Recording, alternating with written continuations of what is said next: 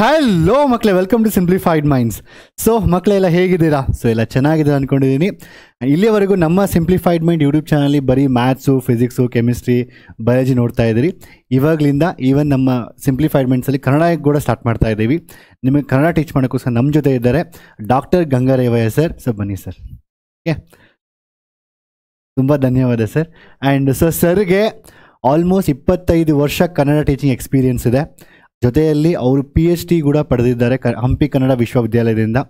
And ಎಲ್ಲದಕ್ಕಿಂತ most important sir last 9 to 10 ಇಯರ್ಸಿಂದ ಕನ್ನಡ ಎಕ್ಸಾಮ್ನ ಎವ್ಯಾಲ್ಯೂಯೇಷನ್ ಕೂಡ ಮಾಡ್ತಾ ಇದ್ದಾರೆ, ಎವ್ಯಾಲ್ಯೂಯೇಷನ್ ಕೂಡ ಹೋಗ್ತಾ ಇದ್ದಾರೆ. ಅವರ ನಾಲೆಜ್ ತುಂಬ ಇಂಪಾರ್ಟೆಂಟು. ನಿಮಗೆ ಏನು ಬೇಕೋ ನಿಮ್ಮ ಕನ್ನಡದಲ್ಲಿ 80 out of 80 ತರೋದಕ್ಕೆ, ನಾನು 75 ಹೇಳ್ತಾ ಸರ್ ಹೇಳ್ತಾ ಇಲ್ಲ ಸರ್ 80 ತರಿಸೋಣ ಅಂದ್ಬಿಟ್ಟು 80 out of 80 ತರೋದಕ್ಕೆ ಏನೇನು ಬೇಕೋ ಎಲ್ಲದನ್ನು ವೀಡಿಯೋಸ್ ಮಾಡ್ತಾ ಇರ್ತಾರೆ. ನಿಮ್ಗೆ ಏನೇನು ಬೇಕೋ ಎಲ್ಲ ವೀಡಿಯೋನ ಈ ವಿಡಿಯೋಲಿ ಕಮೆಂಟ್ ಮಾಡಿ ತಿಳಿಸಿ, ಸರ್ ಅದನ್ನು ಮಾಡ್ತಾರೆ. ಓಕೆ.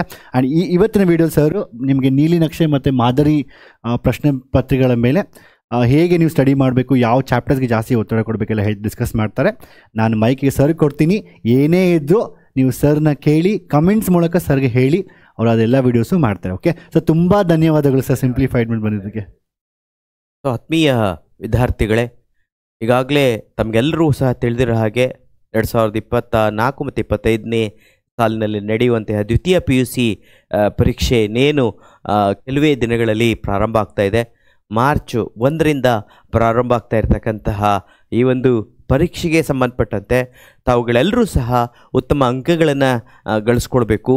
ಮತ್ತು ಹಾಗೆಯೇ ಇನ್ನೊಂದು ತಮಗೆ ಮಾಹಿತಿ ಏನು ಅಂತಂದರೆ, ಗ್ರಾಮೀಣ ಭಾಗದ ಮಕ್ಕಳುಗಳಿಗೆ ಇಂಗ್ಲೀಷ್ ಅಂತಕ್ಕಂಥದ್ದು ತುಂಬ ಕಬ್ಬಿಣದ ಕಡಲೆ ಆಗಿದ್ದರೆ, ಹಾಗೆಯೇ ನಗರದ ಪ್ರದೇಶದ ಮಕ್ಕಳುಗಳಿಗೆ ಇಂಗ್ಲೀಷ್ ಜೊತೆಗೆ ಕನ್ನಡ ಒಂದು ಸ್ವಲ್ಪ ಅವರಿಗೆ ತುಂಬ ಕಷ್ಟಕರವಾಗಿರ್ತಕ್ಕಂತಹ ನಿಟ್ಟಿನಲ್ಲಿ ಈ ಒಂದು ಸಂದರ್ಭದಲ್ಲಿ ಕನ್ನಡದಲ್ಲಿ ಹೆಚ್ಚು ಅಂಕಗಳನ್ನು ತಾವುಗಳೆಲ್ಲರೂ ಸಹ ಗಳಿಸ್ಕೊಡ್ಬೇಕು ಅನ್ನೋ ಕಾರಣಕ್ಕೋಸ್ಕರ ಈ ಒಂದು ನಿಟ್ಟಿನಲ್ಲಿ ನೀಲಿನಕ್ಷೆಯ ಆಧಾರದ ಮೇಲೆ ಹೇಗೆ ಹೆಚ್ಚು ಅಂಕಗಳನ್ನು ಗಳಿಸ್ಕೊಡ್ಬೇಕು ಅನ್ನೋದನ್ನು ತಮಗೆಲ್ಲರೂ ಸಹ ಒಂದು ಮಾಹಿತಿಯ ನೀಡೋದ್ರ ಮುಖಾಂತರ ಹೆಚ್ಚು ಈ ನೀಲಿನಕ್ಷೆಯ ಆಧಾರದ ಮೇಲೆ ತಾವುಗಳೆಲ್ಲರೂ ಸಹ ಅಭ್ಯಾಸ ಮಾಡಿದ್ರೆ ಹೆಚ್ಚು ಅಂಕಗಳನ್ನು ಗಳಿಸ್ಕೊಡ್ಲಿಕ್ಕೆ ಸಾಧ್ಯತೆ ಆಗುತ್ತೆ ಅನ್ನೋ ಕಾರಣಕ್ಕೋಸ್ಕರ ಈ ಒಂದು ನಿಮಗೆ ಮಾಹಿತಿಯನ್ನು ತಿಳಿಯಪಡಿಸ್ತಾ ಇದ್ದೀವಿ.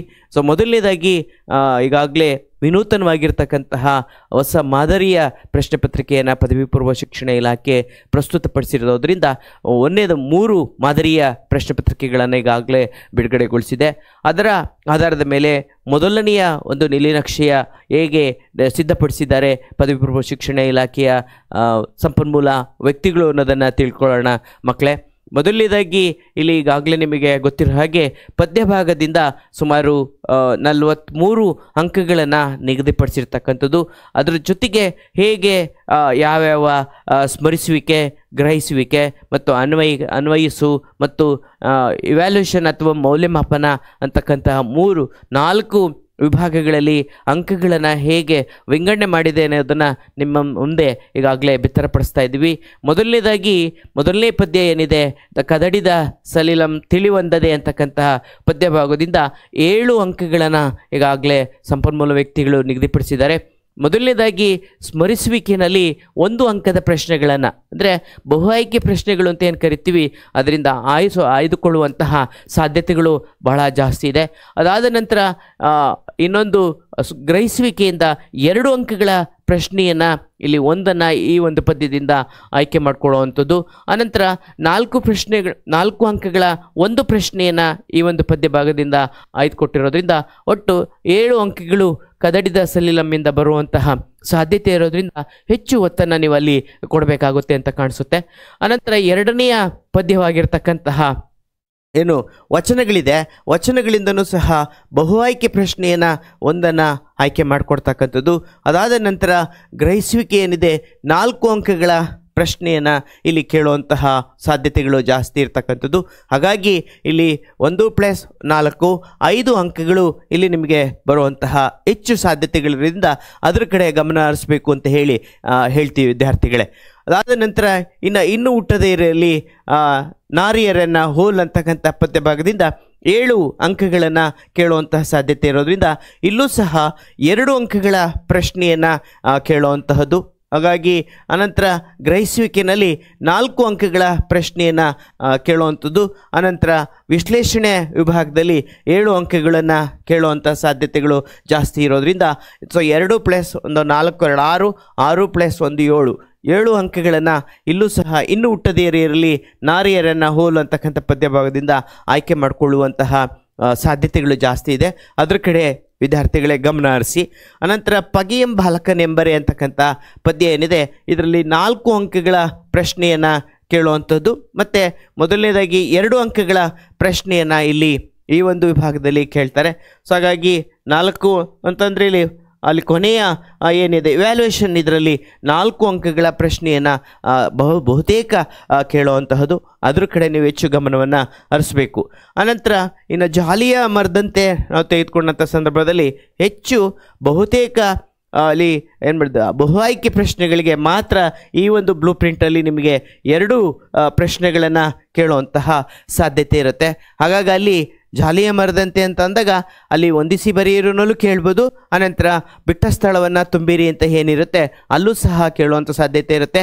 ಅಥವಾ ಬಹು ಆಯ್ಕೆ ಪ್ರಶ್ನೆಗಳಲ್ಲೂ ಸಹ 1 ಅಂಕದ 2 ಪ್ರಶ್ನೆಗಳನ್ನು ಇಲ್ಲಿ ಕೇಳೋದ್ರಿಂದ ಸೊ ಅದನ್ನು ನೀವು ಬಹುತೇಕ ಹೆಚ್ಚು ಗಮನವನ್ನು ಹರಿಸಬೇಕಾಗಿದೆ.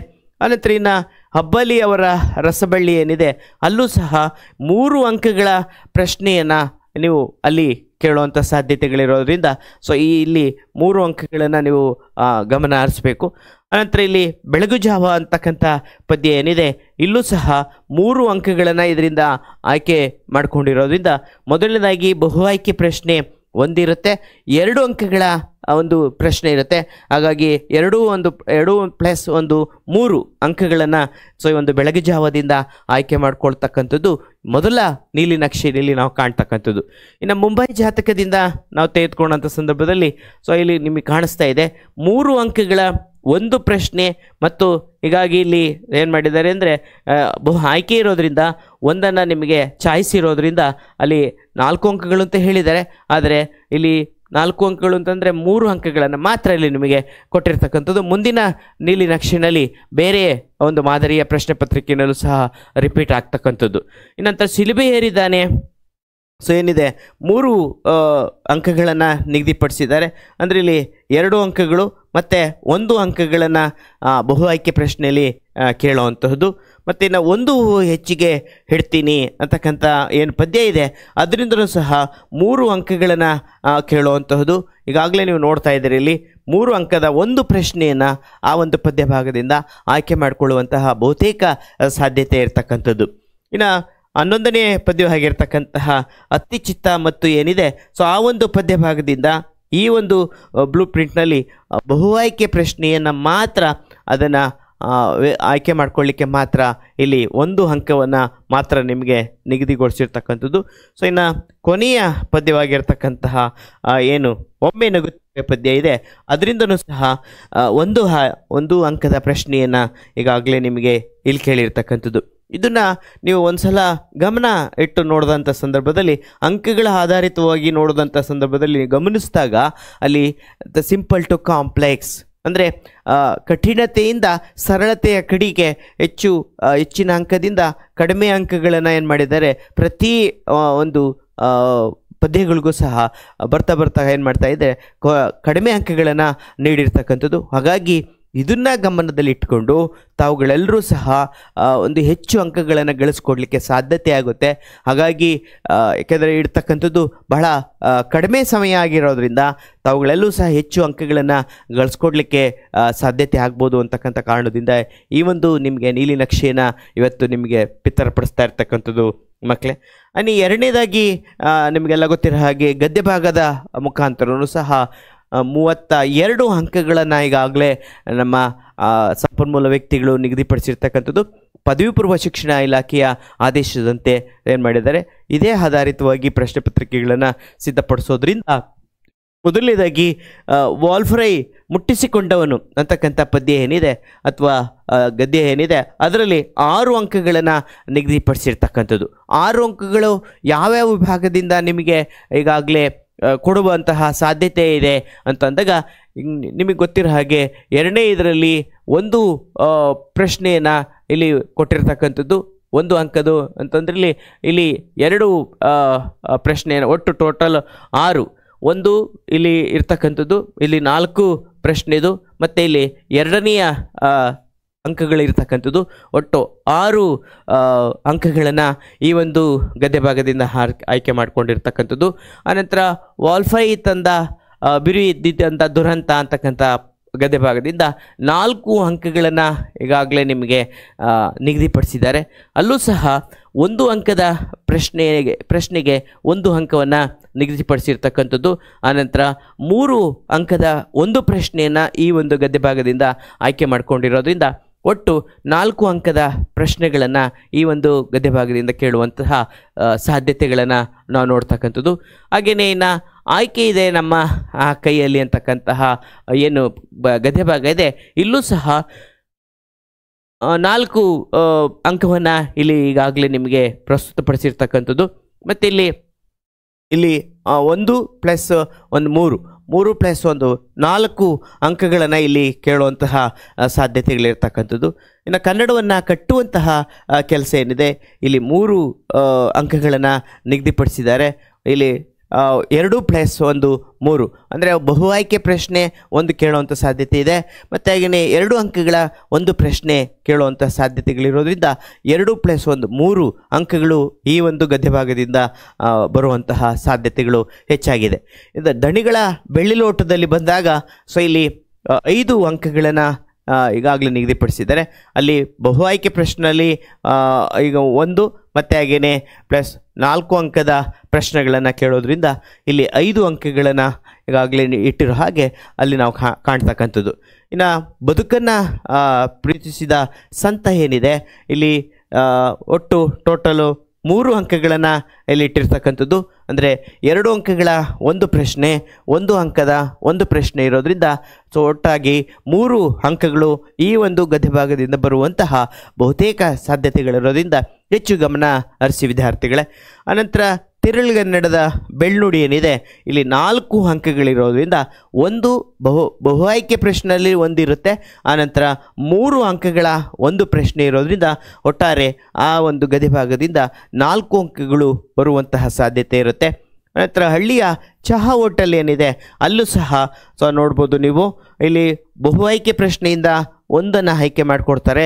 ಆನಂತರ 2 ಅಂಕದ 1 ಪ್ರಶ್ನೆಯನ್ನು ನೀವಿಲ್ಲಿ ಆಯ್ಕೆ ಮಾಡಿರೋದನ್ನು ನೀವು ಗಮನಿಸ್ಬೋದು ಈ ನೀಲನಕ್ಷೆಯಲ್ಲಿ. ಆನಂತರ ಇನ್ನು ದೀರ್ಘಗದ್ಯ ಏನಿದೆ, ಇಲ್ಲೂ ಸಹ ಇಲ್ಲಿ 2 ಬಹು ಆಯ್ಕೆ ಪ್ರಶ್ನೆಗಳನ್ನು ಮತ್ತು ಟೋಟಲ್ ಆಗಿ ಇಲ್ಲಿ 25 ಅಂಕಗಳನ್ನು ಇಲ್ಲಿ ಕೇಳುವಂತಹ ಸಾಧ್ಯತೆ ಇರೋದ್ರಿಂದ ಇಲ್ಲಿ 1 ಅಂಕದ ಪ್ರಶ್ನೆಗಳಿರುತ್ತೆ, ಮತ್ತು 2 ಅಂಕಗಳಿರತಕ್ಕಂಥ 2 ಪ್ರಶ್ನೆಗಳಿರುತ್ತೆ. ಮತ್ತು ಇಲ್ಲಿ ಜೊತೆಗೆ 3 ಅಂಕದ ಮತ್ತು ಹಾಗೆಯೇ 4 ಅಂಕದ 1 ಪ್ರಶ್ನೆ, ಒಟ್ಟಾರೆ 25 ಅಂಕಗಳನ್ನು ಕೃಷ್ಣೇಗೌಡನ ಆನೆಯಿಂದ ಕೇಳುವಂತಹ ಸಾಧ್ಯತೆಗಳು ಹೆಚ್ಚಾಗಿ ಇರ್ತವೆ ವಿದ್ಯಾರ್ಥಿಗಳೇ. ಇನ್ನು ಭಾಷಾಭ್ಯಾಸಕ್ಕೆ ಸಂಬಂಧಪಟ್ಟಂತೆ ನಿಮಗೆ 12 ಅಂಕಗಳನ್ನು ಕೊಟ್ಟಿರ್ತಕ್ಕಂಥದ್ದು. ಅಲ್ಲಿ 6 ಅಂದರೆ ಇಲ್ಲಿ ವಿಭಾಗಗಳಲ್ಲಿ ನಿಮಗೆ ಕೊಟ್ಟಿರ್ತಾರೆ, 4 ಮಾತ್ರ ನೀವು ಆಯ್ಕೆ ಮಾಡಿಕೊಂಡು ಬರೀಬೇಕಾಗುತ್ತೆ. ಹೀಗಾಗಿ ಇನ್ನು ಪ್ರಬಂಧ ರಚನೆ ನಿಮಗೆಲ್ಲ ಗೊತ್ತೇ ಇದೆ, 4 ಅಂಕಗಳಿಗೆ ಪ್ರಶ್ನೆಯನ್ನು ಕೇಳುವಂಥದ್ದು.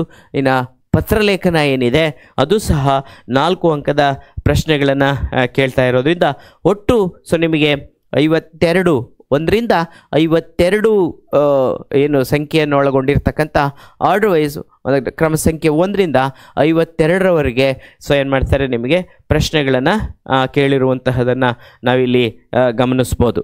ಅದಾದ ನಂತರ ನಿಮಗೆ ಯಾವುದ್ಯಾವುದು ಇದಕ್ಕೆ ವೇಟೇಜ್ ಅಂದರೆ ಕಠಿಣ ಎಷ್ಟಿದೆ, ಸುಲಭವಾಗಿ ಎಷ್ಟಿರ್ತಕ್ಕಂಥದ್ದು ಅನ್ನೋದನ್ನು ಈ ಒಂದು ಇದರಲ್ಲಿ ನೀವು ಗಮನಿಸ್ಬೋದು. ಒಟ್ಟಾರೆ ನೋಡಿ, ಇಲ್ಲಿ ನೋಡಿದಾಗ 72% ಏನಿದೆ ಅದು ಸುಲಭದ ರೀತಿಯಲ್ಲಿ ಇರ್ತಕ್ಕಂಥದ್ದು. ಆನಂತರ ಕಠಿಣ ಅಂತಕ್ಕಂಥದ್ದು 27.5ರಷ್ಟು ಕಠಿಣತೆ ಇದೆ. ಅಂದರೆ ಸಿಂಪಲ್ ಟು ಕಾಂಪ್ಲೆಕ್ಸ್ ಅಂತ ಅಥವಾ ಕಾಂಪ್ಲೆಕ್ಸ್ ಟು ಸಿಂಪಲ್ ಅಂತ ಏನು ಕರಿಬೋದು. ಒಟ್ಟಾರೆ 100 ಹೇಗೆ ವೇಟೇಜ್ ಕೊಡಬೇಕು ಅಂತಕ್ಕಂಥದ್ದನ್ನು ಸಂಪನ್ಮೂಲ ವ್ಯಕ್ತಿಗಳು ಇಲ್ಲಿ ನೋಡಿರ್ತಕ್ಕಂಥದ್ದು. ಮತ್ತೊಮ್ಮೆ ಇಲ್ಲಿ ನಿಮಗೆ ಕೊಟ್ಟಿರುವಂತಹ ಪ್ರಶ್ನೆಗಳೇನಿದ್ದಾವೆ, 1 ಅಂಕದ ಪ್ರಶ್ನೆಗಳು ಎಷ್ಟಿರ್ತವೆ ಅಂತ ಹೇಳಿ, ಅನಂತರ ಒಟ್ಟು ಅಂಕಗಳು ಎಷ್ಟಿರ್ತವೆ 20. ಸೊ ಆ ಅಂಕಗಳಿಗೆ ನೀವು ಉತ್ತರಿಸಬೇಕಾಗುತ್ತೆ. ಇಲ್ಲಿ ಯಾವುದೇ ರೀತಿಯಾಗಿರ್ತಕ್ಕಂತಹ ಆಯ್ಕೆಯ ಪ್ರಶ್ನೆಗಳು ಇರೋದಿಲ್ಲ. ನೀವು ಎಲ್ಲ ಪ್ರಶ್ನೆಗಳಿಗೂ ಸಹ ಉತ್ತರವನ್ನು ಬರಿಬೇಕಾಗುತ್ತೆ. 1 ಅಂಕದ ಪ್ರಶ್ನೆಗಳು ಅಂತ ಅಂದಾಗ ಅಲ್ಲಿ ಯಾವುದು ಹೊಂದಿಸಿ ಬರೆಯಿರಿ ಆಗಿರ್ಬೋದು, ಅಥವಾ ಬಹು ಆಯ್ಕೆ ಪ್ರಶ್ನೆಗಳಾಗಿರ್ಬೋದು, ಅಥವಾ ಆವರಣದಲ್ಲಿ ಕೊಟ್ಟಿರುವಂತಹ ಪ್ರಶ್ನೆಗಳಿಗೆ ಉತ್ತರ ಬರೀತಕ್ಕಂಥದ್ದಾಗಿರ್ಬೋದು. ಹಾಗಾಗಿ ಇಲ್ಲಿ 20 ಅಂಕಗಳನ್ನು ನಿಮಗೆ ಇಲ್ಲಿ ಯಾವುದೇ ರೀತಿಯಾಗಿರ್ತಕ್ಕಂತಹ ಅಲ್ಲಿ ನಿಮಗೆ ಆಯ್ಕೆ ಪ್ರಶ್ನೆಗಳನ್ನು ಕೊಟ್ಟಿರೋದಿಲ್ಲ. ಸೊ ಇಲ್ಲಿ ಕೆಲವೊಂದು ವಿಭಾಗದಲ್ಲಿ ಏನು ಮಾಡಿರ್ತಾರೆ, 4 ಪ್ರಶ್ನೆಗಳನ್ನು ಕೊಟ್ಬಿಟ್ಟು 3ಕ್ಕೆ ಮಾತ್ರ ಉತ್ತರಿಸಿ ಅಂತಕ್ಕಂಥ ಅವುಗಳನ್ನು ನಿಬಂಧನೆ ಪಡಿಸಿರ್ತಾರೆ. ಹೀಗಾಗಿ 2 ಅಂಕದ ಪ್ರಶ್ನೆಗಳಿರ್ತವೆ. 2 ಅಂಕದ ಪ್ರಶ್ನೆಗಳು ಅಂತಂದಾಗ ಇಲ್ಲಿ ನಿಮಗೆ ಇತರೆ ಪ್ರಶ್ನೆಗಳನ್ನು ಕೊಟ್ಟಿರ್ತಾರೆ. ನೀವು ಅಲ್ಲಿ ಬರಿಬೇಕಾಗಿರ್ತಕ್ಕಂಥದ್ದು ಕೇವಲ 12 ಪ್ರಶ್ನೆಗಳನ್ನು ಮಾತ್ರ. ಇನ್ನು 3 ಅಂಕದ ಪ್ರಶ್ನೆಗಳು 8ಅನ್ನು ಕೊಟ್ಟಿರ್ತಾರೆ, 4ಅನ್ನು ಮಾತ್ರ ನೀವಲ್ಲಿ ಬರಿಬೇಕಾಗುತ್ತೆ. ಹೀಗಾಗಿ 4 ಅಂಕದ ಪ್ರಶ್ನೆಗಳು ಸಹ ಅಷ್ಟೇ. ಸೊ ಒಟ್ಟಾರೆ ಈ ಒಂದು ನೀಲಿನಕ್ಷೆಯ ಆಧಾರದ ಮೇಲೆ ನೀವು ಅಭ್ಯಾಸ ಮಾಡಿದ್ದೇ ಆದಲ್ಲಿ ಹೆಚ್ಚು ಅಂಕಗಳನ್ನು ಗಳಿಸ್ಕೊಡ್ಲಿಕ್ಕೆ ಸಾಧ್ಯತೆ ಆಗುತ್ತೆ ಅಂತ ಹೇಳ್ಬೋದು. ಸೊ ಹಾಗಾಗಿ ಇದು ಮೊದಲನೆಯ ಒಂದು ಏನು ನೀಲಿನಕ್ಷೆ ಇದೆ, ಆ ನೀಲಿನಕ್ಷೆಯನ್ನು ಜೊತೆಗೆ ಈಗಾಗಲೇ ಪದವಿ ಪೂರ್ವ ಶಿಕ್ಷಣ ಇಲಾಖೆ 3 ನೀಲಿನಕ್ಷೆಯನ್ನು ನಿಮ್ಮ ಮುಂದೆ ಪ್ರಸ್ತುತಪಡಿಸಿರೋದ್ರಿಂದ ಬಹುತೇಕ ನೀವು ಅದನ್ನು ಸರಳೀಕರಣಗೊಳಿಸ್ಕೊಂಡು ಈ 3 ನೀಲಿನಕ್ಷೆಯ ಆಧಾರದ ಮೇಲೆ ಅಭ್ಯಾಸ ಮಾಡಿದ್ದೇ ಆದಲ್ಲಿ ಹೆಚ್ಚು ಅಂಕಗಳನ್ನು ಗಳಿಸ್ಕೊಡ್ಲಿಕ್ಕೆ ಸಾಧ್ಯತೆ ಆಗುತ್ತೆ. ಹಾಗಾಗಿ 2ನೆಯ ನಾವು ನೀಲಿನಕ್ಷೆಯನ್ನು ನೋಡುವಂತಹ ಸಂದರ್ಭದಲ್ಲಿ ಬಂದಾಗ, ಏಕೆಂದರೆ ಮೊದಲನೇ ನೀಲಿನಕ್ಷೆಗೂ ಮತ್ತು 2ನೆಯ ನೀಲಿನಕ್ಷೆಗೂ ಮತ್ತು 3ನೇ ನೀಲಿನಕ್ಷೆಗೂ ಒಂದು ವ್ಯತ್ಯಾಸ ಅಂತಕ್ಕಂಥದ್ದು ಇರೋದರಿಂದ ನೀವು ಅದನ್ನು ಗಮನ ಇಟ್ಟು ನೋಡಿಕೊಂಡು ಅಭ್ಯಾಸ ಮಾಡಬೇಕಾಗುತ್ತೆ. ಹಾಗಾಗಿ 2ನೆಯ ನೀಲಿನಕ್ಷೆ ಆಧಾರದ ಮೇಲೆ ಇಲ್ಲಿ ನಾವು ನೋಡೋಂಥ ಸಂದರ್ಭದಲ್ಲಿ ಮೊದಲನೇ ಪದ್ಯದಲ್ಲೂ ಸಹ ಏನು ಮಾಡಿದ್ದಾರೆ, 7 ಅಂಕಗಳನ್ನು ನಿಮ್ಗಾಗಲೇ ಈಗ ಇಲ್ಲೂ ಸಹ ನಿಗದಿಪಡಿಸಿರ್ತಕ್ಕಂಥದ್ದು. ಮೊದಲನೇದಾಗಿ 2 ಅಂಕಗಳ ಪ್ರಶ್ನೆಯನ್ನು ಇಲ್ಲಿ ಕೇಳಿದ್ದಾರೆ, ಮತ್ತು 4 ಅಂಕದ ಒಂದು ಪ್ರಶ್ನೆಯನ್ನು ಕೇಳಿದ್ದಾರೆ, 1 ಅಂಕದ ಪ್ರಶ್ನೆಯನ್ನು ಕೇಳಿದರೆ ಇರೋದ್ರಿಂದ 4, 2, 6 + 1 7 ಅಂಕಗಳನ್ನು ನಾವಿಲ್ಲಿ 2ನೆಯ ನೀಲಿನಕ್ಷೆಯಲ್ಲಿ ಕೊಟ್ಟಿರ್ತಕ್ಕಂಥದ್ದನ್ನು ನಾವು ಗಮನಿಸ್ಬೋದು. ಅನಂತರ ಇನ್ನು ವಚನಗಳಿಗೆ ಬಂದಂಥ ಸಂದರ್ಭದಲ್ಲಿ ಅದರಿಂದ ಕೊಡುವಂಥ ಸಾಧ್ಯತೆಗಳು 5 ಅಂಕಗಳನ್ನು ಇರೋದ್ರಿಂದ ಸೊ ಇಲ್ಲಿ ಏನು ಮಾಡಿದ್ದಾರೆ ಅಂತಂದರೆ ಇಲ್ಲಿ ಒಂದು ಸ್ಮರಿಸುವಿಕೆ ಮತ್ತು ಜೊತೆಗೆ 4 ಅಂಕದ ಒಂದು ಪ್ರಶ್ನೆಯನ್ನು ಕೇಳೋದ್ರಿಂದ ಒಟ್ಟಾರೆ ಈ ಒಂದು ಪದ್ಯಭಾಗದಿಂದ 5 ಅಂಕಗಳು ಬರುವಂತಹ ಸಾಧ್ಯತೆಗಳನ್ನು ಈ ಒಂದು ನೀಲಿನಕ್ಷೆಯಲ್ಲಿ ಪ್ರಸ್ತುತಪಡಿಸಿದ್ದಾರೆ. ಅನಂತರ ಇನ್ನೂ ಹುಟ್ಟದೇ ಇರಲಿ ನಾರಿಯರನ್ನು ಹೋಲ್ ಅಂತಕ್ಕಂಥ ಪದ್ಯಭಾಗದಿಂದ ಸಹ 7 ಅಂಕಗಳು ಬರುವಂತಹ ಸಾಧ್ಯತೆಗಳಿರೋದ್ರಿಂದ ಸೊ ನಿಮಗೆ 1 ಅಂಕದ ಒಂದು ಪ್ರಶ್ನೆ ಆಯಿತು ಅಂತಂದರೆ, ಆನಂತರ 2 3 ಆಯಿತು, 3 + 1 4 7 ಅಂಕಗಳು. ಇನ್ನೂ ಹುಟ್ಟದೇ ಇರಲಿ ನಾರಿಯರನ್ನು ಹೋಲ್ ಅಂತ ಹೇಳಿ ಆ ಒಂದು ಪದ್ಯಭಾಗದಿಂದ 2ನೆಯ ನೀಲಿನಕ್ಷೆಯಲ್ಲಿ ಹೇಳಿರುವಂತಹದ್ದನ್ನು ನೀವು ಗಮನಿಸಬೇಕಾಗುತ್ತೆ. ಅನಂತರ ಪಗಿಯಂ ಬಾಲಕನೆಂಬರೆ ಅಂತಕ್ಕಂಥ ಪದ್ಯಭಾಗದಿಂದ 2ನೆಯ ನೀಲಿನಕ್ಷೆಯಲ್ಲಿ 4 ಅಂಕಗಳನ್ನು ಈಗಾಗಲೇ ನಿಗದಿಪಡಿಸಿದ್ದಾರೆ. ಸೊ ಅದರಲ್ಲಿ ಮೊದಲನೇ ಏನು 1 ಅಂಕದ ಪ್ರಶ್ನೆ ಇದ್ದರೆ, ಆನಂತರ 3 ಪ್ರಶ್ನೆಗಳು, ಇಲ್ಲಿ 3 ಅಂಕದ ಒಂದು ಪ್ರಶ್ನೆ, ಒಟ್ಟಾರೆ 4 3 + 1 3 + 1 4 ಅಂಕಗಳನ್ನು ಹೆಚ್ಚು ಇಲ್ಲಿ ಬರುವಂತಹ ಸಾಧ್ಯತೆಗಳಿರ್ತಕ್ಕಂಥದ್ದು.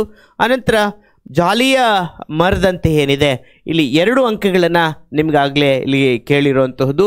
2 ಅಂಕಗಳು ಅಂತಂದರೆ ಇಲ್ಲಿ ಈಗಾಗಲೇ ಏನು ಮಾಡಿದ್ದಾರೆ ಅಂತಂದರೆ ರಿಸರ್ವ್ಡ್ ಅಂತ ಏನು ಕರಿತೀವಿ, ಇಲ್ಲಿ 2 ಪ್ರಶ್ನೆಗಳು ಬಹುತೇಕ ಆಯ್ಕೆಯಲ್ಲಿ ಬಂದಿರೋದ್ರಿಂದ ಒಂದು ಸ್ಟಾರನ್ನು ಸಹ ಅವರು ಕೇಳಿರುವಂತಹದ್ದು, ಒಂದು ಸ್ಟಾರನ್ನು ಸಹ ನಿಮಗೆ ಅಲ್ಲಿ ತೋರಿಸ್ತಾ ಇದ್ದಾರೆ.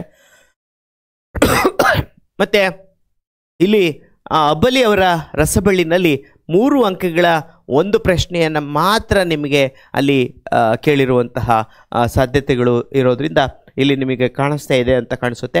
ಇಲ್ಲಿ 3 ಅಂಕದ ಒಂದು ಪ್ರಶ್ನೆಯನ್ನು 2ನೆಯ ನೀಲಿನಕ್ಷೆಯಲ್ಲಿ ಅಲ್ಲಿ ಬರೀಲಿಕ್ಕೆ ನಿಮಗೆ ಕೊಟ್ಟಿರ್ತಾರೆ.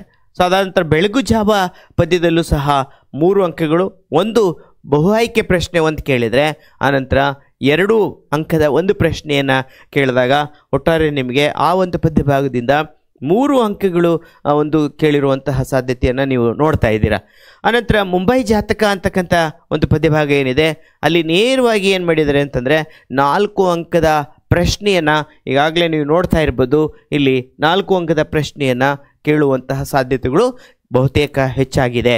ಅನಂತರ ಸಿಲುಬೆ ಹೇರಿದ್ದಾನೆ ಅಂತ ಪದ್ಯಭಾಗದಿಂದ ನೋಡಿದಾಗ ಇಲ್ಲಿ ಯಾವುದೇ ಬಹು ಆಯ್ಕೆ ಪ್ರಶ್ನೆಗಳಾಗಿರ್ಬೋದು, 2 ಅಂಕದ ಪ್ರಶ್ನೆಗಳು ಈ ನೀಲಿ ನಿಕ್ಷೆಯ ಪ್ರಕಾರ ಅಲ್ಲಿ ನೇರವಾಗಿ ಏನು ಮಾಡಿದ್ದಾರೆ ಅಂದರೆ 3 ಅಂಕದ ಪ್ರಶ್ನೆಯನ್ನು ಈ ಒಂದು ನೀಲಿ ನಕ್ಷೆಯ ಪ್ರಕಾರ ಕೇಳುವಂತಹ ಸಾಧ್ಯತೆಗಳಿರೋದ್ರಿಂದ ಬಹುತೇಕ ಹೆಚ್ಚು 3 ಅಂಕದ ಪ್ರಶ್ನೆಯನ್ನು ಈ ಒಂದು ಗದ್ಯ ಭಾಗದಿಂದ ಹೆಚ್ಚು ಓದ್ಕೊಂಡ್ರೆ ನಿಮ್ಗೆ ಅನುಕೂಲ ಆಗುತ್ತೆ ಅಂತ ಹೇಳ್ಬೋದು.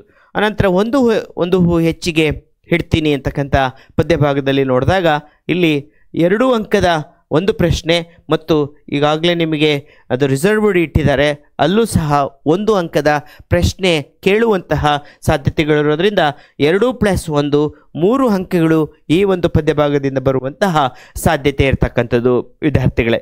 ಇನ್ನು ಅತ್ತಿ ಮತ್ತು ಚಿತ್ತ ಏನಿದೆ ಇಲ್ಲಿ 1 ಅಂಕಗಳು ಮಾತ್ರ ಇಲ್ಲಿ ನಿಮಗೆ ಕೊಟ್ಟಿರುವಂಥದ್ದು. ಹಾಗಾಗಿ ಬಹುತೇಕ ನಾವು 1 ಅಂಕ ಅಂದಾಗ ಅಲ್ಲಿ ಬಹು ಆಯ್ಕೆಯ ಪ್ರಶ್ನೆಯನ್ನು ಅಥವಾ ಮ್ಯಾಚ್ ದಿ ಫಾಲೋಯಿಂಗಲ್ಲಿ ಕೇಳುವಂತಹ ಸಾಧ್ಯತೆಗಳು ಹೆಚ್ಚಾಗಿರ್ತಕ್ಕಂಥದ್ದು.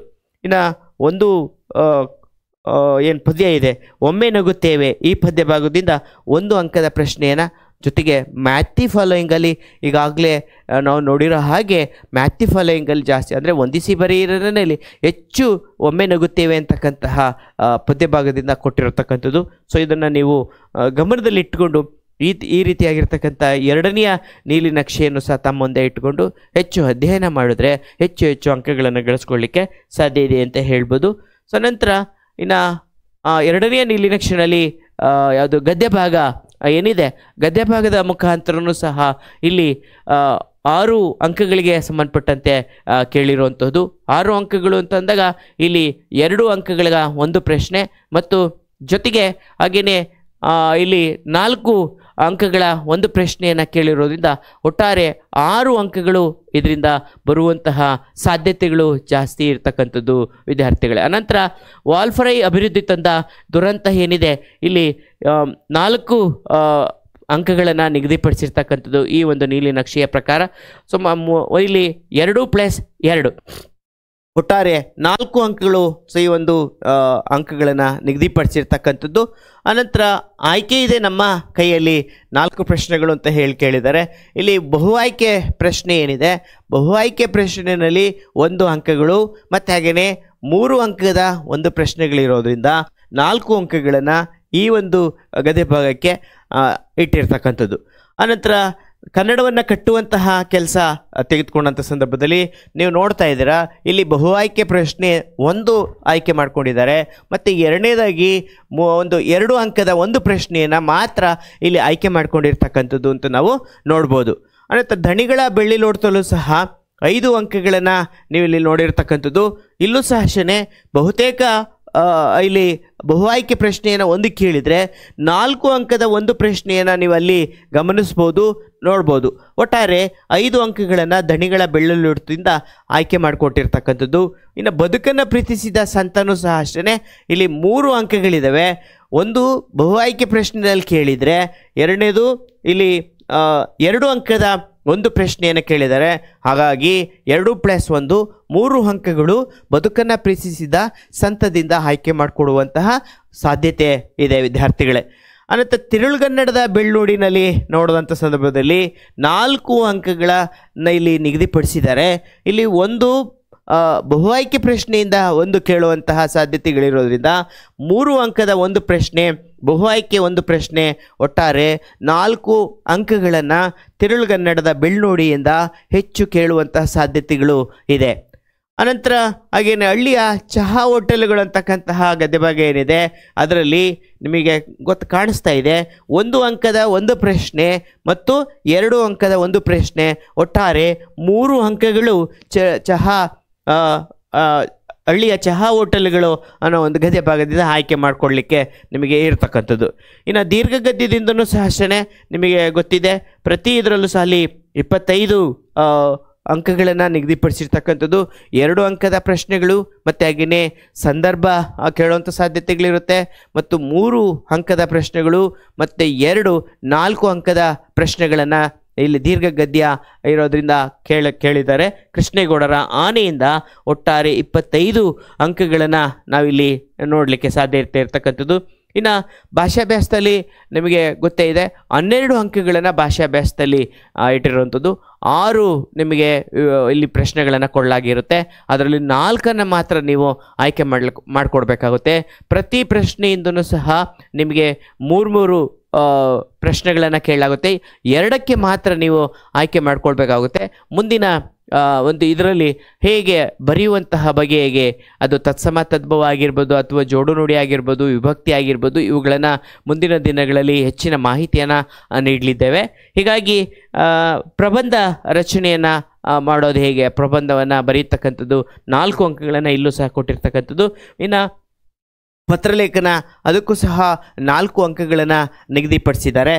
ಒಟ್ಟಾರೆ ಇಲ್ಲಿ 52 ಪ್ರಶ್ನೆಗಳಿಗೆ ಈಗಾಗಲೇ ನಿಮಗೆ ನೋಡಿರೋ ಹಾಗೆ 2ನೆಯ ನೀಲಿ ನಕ್ಷೆಯಲ್ಲೂ ಸಹ ವಿಭಿನ್ನವಾಗಿರ್ತಕ್ಕಂಥ, ಮೊದಲನೇ ನೀಲಿ ನಕ್ಷೆಗೂ ಮತ್ತು 2ನೆಯ ನೀಲಿ ನಕ್ಷೆಗೂ ಸಹ ವಿಭಿನ್ನವಾಗಿರ್ತಕ್ಕಂಥ ರೀತಿಯಲ್ಲಿ ಇಲ್ಲಿ ವಿನ್ಯಾಸವನ್ನು ಮಾಡಿರೋದ್ರಿಂದ ಒಟ್ಟಾರೆ ಈ 3 ನೀಲಿ ನಕ್ಷೆಗಳ ಆಧಾರಿತವಾಗಿ ನೀವು ಪಠ್ಯಕ್ರಮವನ್ನು ಅಭ್ಯಾಸ ಮಾಡಿದ್ರೆ ಹೆಚ್ಚು ಅಂಕಗಳನ್ನು ಗಳಿಸ್ಕೊಡ್ಲಿಕ್ಕೆ ಸಾಧ್ಯತೆ ಆಗುತ್ತೆ, ಮತ್ತು ಕಡಿಮೆ ಅವಧಿನಲ್ಲಿ ಹೆಚ್ಚು ಅಂಕಗಳನ್ನು ಗಳಿಸ್ಕೊಡ್ಲಿಕ್ಕೂ ಸಹ ಸುಲಭವಾಗುತ್ತೆ ಅಂತ ಹೇಳಿ ಇದನ್ನು ನಿಮಗೆ ಪ್ರಸ್ತುತಪಡಿಸ್ತಾ ಇರ್ತಕ್ಕಂಥದ್ದು ವಿದ್ಯಾರ್ಥಿ ಬಂಧುಗಳೇ. ಅನಂತರ ಹಾಗೇನೆ ಇಲ್ಲಿ ನೀವು ನೋಡಿದ್ದೀರಾ, ಇಲ್ಲಿ ಪ್ರತಿ ಎಲ್ಲೂ ಸಹ ಇಂದಿನ ನೀಲಿನಕ್ಷೆ ಹಾಗೇನೆ ಇಲ್ಲೂ ಸಹ ಯಾವ ವಿಭಾಗಕ್ಕೆ ಎಷ್ಟೆಷ್ಟು ಪ್ರಶ್ನೆಗಳನ್ನು ಕೇಳಿದ್ದಾರೆ ಅಂತಕ್ಕಂಥದ್ದನ್ನು ನೀವು ಒಂದ್ಸಲ ಅನಾಲಿಸಿಸ್ ಮಾಡ್ಬೋದು. ಸೊ ನಂತರ ಇನ್ನು 3ನೆಯ ಒಂದು ನೀಲಿನಕ್ಷೆ ಏನಿದೆ ಇದು ಬಹಳ ಮುಖ್ಯವಾಗಿ ಬೇಕಾಗಿರೋದ್ರಿಂದ 3 ನೀಲಿನಕ್ಷೆಗೆ 2ಕ್ಕೂ ಸಹ ವಿನ್ಯಾಸದಲ್ಲಿ ಬೇರೆ ಬೇರೆ ಆಗಿರೋದ್ರಿಂದ ಸೊ ಇದನ್ನು ಸಹ ನೀವು ಗಮನದಲ್ಲಿ ಇಟ್ಕೊಳ್ಬೇಕಾಗುತ್ತೆ. ಏಕೆಂದರೆ ಒಂದು ನೀಲಿನಕ್ಷೆಗೂ ಮತ್ತೊಂದು ನೀಲಿನಕ್ಷೆಗೂ ಸಹ ವ್ಯತ್ಯಾಸ ಇರೋದ್ರಿಂದ ಒಂದೇ ರೀತಿಯಾಗಿರೋದ್ರಿಲ್ಲ. ಸೊ ಹಾಗಾಗಿ ಇಲ್ಲೂ ಸಹ ಸೊ ಈ ಒಂದು ನೀಲಿನಕ್ಷೆಯ ಪ್ರಕಾರ ಏನು ಹೇಗಿದೆ ಅಂತೇಳಿ ಒಂದು ಸಲ ನಾವು ಅನಾಲಿಸಿಸನ್ನು ಮಾಡಿದಂಥ ಸಂದರ್ಭದಲ್ಲಿ ಮೊದಲನೇದಾಗಿ ಇಲ್ಲೂ ಸಹ 7 ಅಂಕಗಳನ್ನು ನಿಗದಿಪಡಿಸಿರ್ತಕ್ಕಂಥದ್ದು. ಮತ್ತು ಮೊದಲನೇದಾಗಿ ಇಲ್ಲಿ 7 ಅಂಕಗಳು ಅಂತಂದಾಗ ಒಂದು ಬಹು ಆಯ್ಕೆ ಪ್ರಶ್ನೆ ಮತ್ತು 2 ಅಂಕದ ಒಂದು ಪ್ರಶ್ನೆ ಮತ್ತು 4 ಅಂಕದ ಒಂದು ಪ್ರಶ್ನೆ ಆಗಿರೋದ್ರಿಂದ ಒಂದು ಇಲ್ಲಿ 7 ಅಂಕಗಳನ್ನು ಇಲ್ಲಿ ನಿಗದಿಪಡಿಸಿರ್ತಕ್ಕಂಥದ್ದು. ಅನಂತರ ವಚನಗಳಿಗೆ ಬಂದಂಥ ಸಂದರ್ಭದಲ್ಲಿ ಇಲ್ಲೂ ಸಹ ಏನು ಮಾಡಿದ್ದಾರೆ, ಇಲ್ಲಿ 1 ಅಂಕದ ಬಹುತೇಕ ಪ್ರಶ್ನೆಯನ್ನು ಕೇಳಿರ್ತಕ್ಕಂಥದ್ದು, ಪ್ಲಸ್ ಇಲ್ಲಿ 4 ಅಂಕದ ಒಂದು ಪ್ರಶ್ನೆಯನ್ನು ಕೇಳಿರ್ತಕ್ಕಂಥದ್ದು. ಹೀಗಾಗಿ ಈ ಒಂದು ಒಟ್ಟಾರೆ ನೀಲಿನಕ್ಷೆ ಅಂತಕ್ಕಂಥದ್ದು ಏನಿದೆ, ಆ ನೀಲಿನಕ್ಷೆಯ ಆಧಾರಿತವಾಗಿ ಪ್ರಶ್ನೆ ಪತ್ರಿಕೆಯನ್ನು ಮಾಡಿರೋದ್ರಿಂದ ನೀವು ಹೆಚ್ಚು ಈ ಒಂದು ನೀಲಿನಕ್ಷೆಯನ್ನು ಇಟ್ಟುಕೊಂಡು ನಿಮ್ಮ ಟೆಕ್ಸ್ಟ್ ಬುಕ್ಸಲ್ಲಿ ಅದನ್ನು ಮಾರ್ಕ್ ಮಾಡಿಕೊಂಡು ಓದಿದ್ರೆ ಹೆಚ್ಚು ಅಂಕಗಳನ್ನು ಗಳಿಸ್ಕೊಡ್ಲಿಕ್ಕೆ ತುಂಬ ಸುಲಭ ಆಗುತ್ತೆ. ಏಕೆಂತಂದರೆ ನೀವು ನೋಡ್ತಾ ಇರೋದ್ರಿಂದ ಬಹುತೇಕ ಪ್ರಾರಂಭಿಕವಾಗಿರ್ತಕ್ಕಂಥ ಪದ್ಯಗಳಿಗೆ ಹೆಚ್ಚು ಅಂಕಗಳನ್ನು ಅಲ್ಲಿ ನಿಗದಿಪಡಿಸಿದ್ದಾರೆ. ಮತ್ತು ಹಾಗೆಯೇ ಕೊನೆಯ ಪದ್ಯಗಳೇನಿದ್ದಾವೆ ಆ ಕೊನೆಯ ಪದ್ಯಗಳಿಗೆ ಕಡಿಮೆ ಅಂಕಗಳನ್ನು ನೀಡಿರೋದ್ರಿಂದ ನೀವು ಕಡಿಮೆ ಅವಧಿ ಇರೋದ್ರಿಂದ ಇವುಗಳನ್ನು ಆಧಾರಿತವಾಗಿ ಇಟ್ಕೊಂಡು ಗಮನದಲ್ಲಿಟ್ಕೊಂಡು ಹೆಚ್ಚು ಅಧ್ಯಯನ ಮಾಡಿದ್ರೆ ಉತ್ತಮ ಅಂಕಗಳನ್ನು ಗಳಿಸ್ಕೊಡ್ಲಿಕ್ಕೆ ಸಾಧ್ಯತೆ ಆಗುತ್ತೆ. ಮತ್ತು ಈ ನೀಲಿ ನಕ್ಷೆ ನಿಮಗೆ ತುಂಬ ಒಂದು ಉಪಯುಕ್ತವಾಗುತ್ತೆ ಅನ್ನೋ ಕಾರಣಕ್ಕೋಸ್ಕರ ಸೊ ಈ ನೀಲಿ ನಕ್ಷೆಯ ಆಧಾರಿತವಾಗಿ ತಾವುಗಳೆಲ್ಲರೂ ಸಹ ಹೆಚ್ಚು ಅಭ್ಯಾಸ ಮಾಡಿ ಮುಂದೆ ಬರ್ತಕ್ಕಂತಹ ಪರೀಕ್ಷೆಯಲ್ಲಿ ಹೆಚ್ಚು ಅಂಕಗಳನ್ನು ಗಳಿಸ್ಕೊಡ್ಲಿಕ್ಕೆ ಸಾಧ್ಯ ಆಗಲಿ ಅಂತ ಹೇಳಿ ಈ ಸಂದರ್ಭದಲ್ಲಿ ತಾವುಗಳು ಗಮನ ಇಟ್ಟು ಈ ನೀಲಿನಕ್ಷೆ ಆಧಾರಿತವಾಗಿ ತಾವುಗಳೆಲ್ಲೂ ಸಹ ಅಭ್ಯಾಸ ಮಾಡಿ ಅಂತ ಹೇಳಿ ತಾವುಗಳೆಲ್ಲೂ ಸಹ ಕನ್ನಡದಲ್ಲಿ ಹೆಚ್ಚು ಅಂಕಗಳನ್ನು ಗಳಿಸ್ಕೊಡ್ಲಿ ಅಂತ ಹೇಳಿ ಶುಭ ಹಾರೈಸ್ತೀನಿ ವಿದ್ಯಾರ್ಥಿ ಬಂಧುಗಳೇ.